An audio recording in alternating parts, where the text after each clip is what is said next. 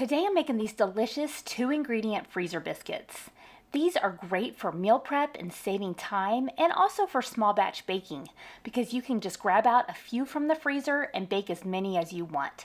These are so good, you're gonna love them. To make these 2-ingredient freezer biscuits, you're gonna start with 2 cups of self-rising flour. Now it has to be self-rising or these biscuits won't rise and they won't turn out at all. But don't worry, if you don't have any self-rising flour, you can easily make your own with some all-purpose flour, some baking powder, and some salt. So that's a good option if you don't have any self-rising flour. I will include that on the printable recipe that'll be on my website, robinonthefarm.com. I'll also include the recipe in cups and spoons and in grams if you like to bake that way. So to get started, we're gonna put 2 cups of self-rising flour in our bowl. Now you can sift this if you want to get lighter, fluffier biscuits. Another option is just to take a fork, kind of stir it around, or a whisk. So that works well too. But 2 cups self-rising flour right on into your mixing bowl. And the second ingredient in these 2-ingredient biscuits is some heavy whipping cream. So you can get any kind that you want, but you want 1.5 cups, nice and cold, straight from the fridge. And just add that right on in with your self-rising flour. Now it's already time to mix up our ingredients. I'm gonna use my Danish dough whisk. These are great for mixing thick batters like this biscuit dough. So I'm just gonna give this a good whisk.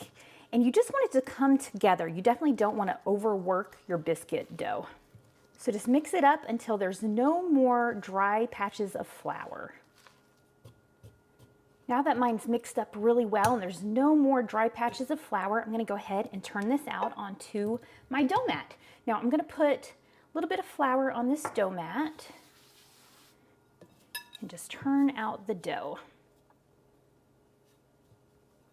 Now I'm going to put a little bit of flour on my hands and I'm just going to turn this dough over and over in this flour.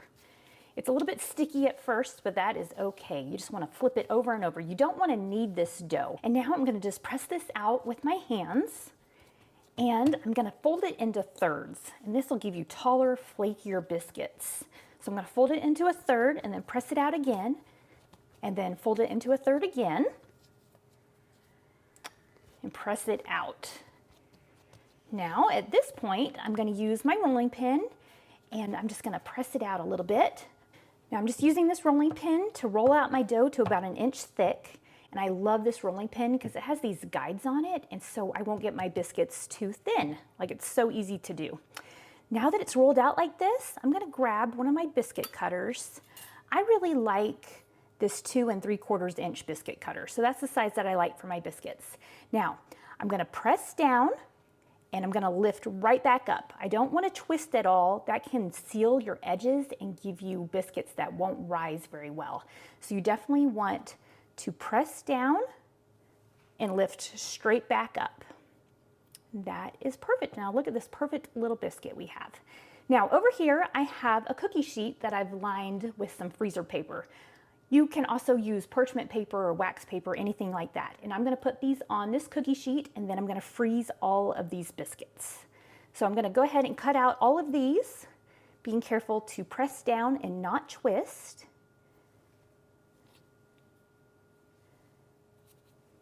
Now when you've cut out all that you can, go ahead and gather your dough back together, press it out and cut some more.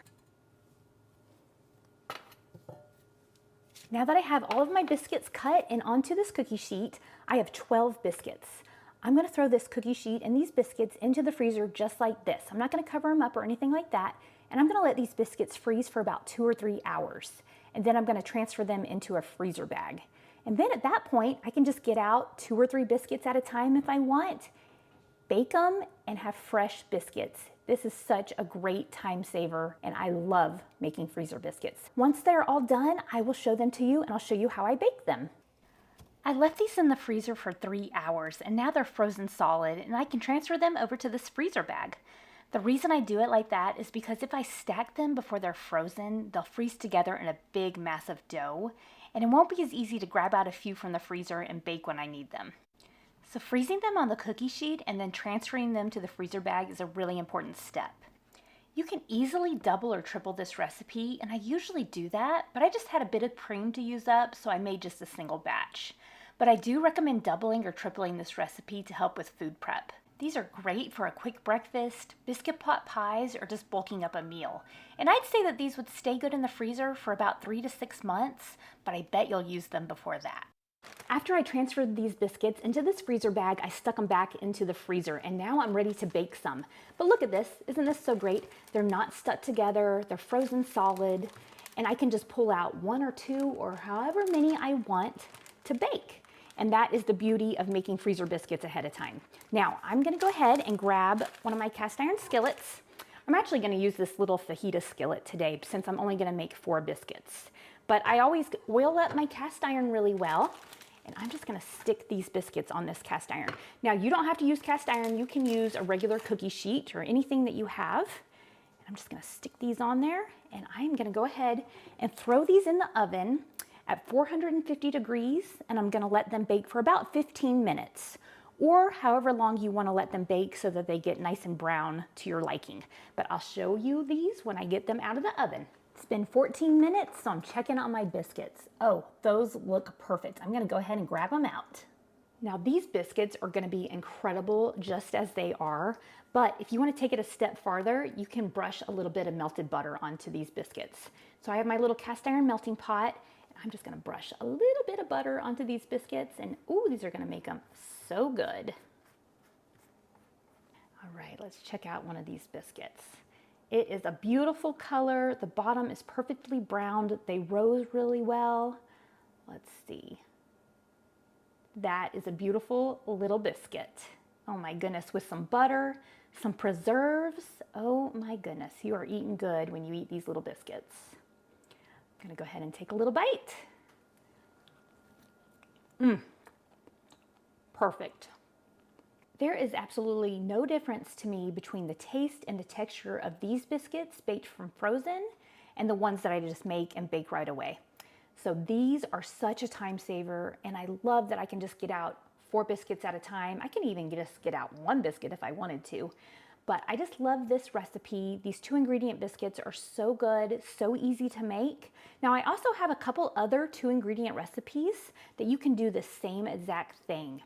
I make some with sour cream. If you have sour cream instead of cream, those work great too. You can make these exactly the same way, freeze them, and bake them from frozen just like these.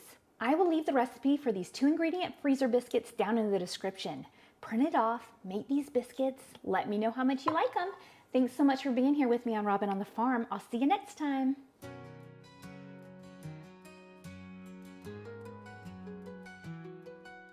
Robin's in the kitchen, dough beneath her hands, wheat from the fields and eggs from her land. Sunlight through the window, a warm golden glow. She's working hard to make that dough.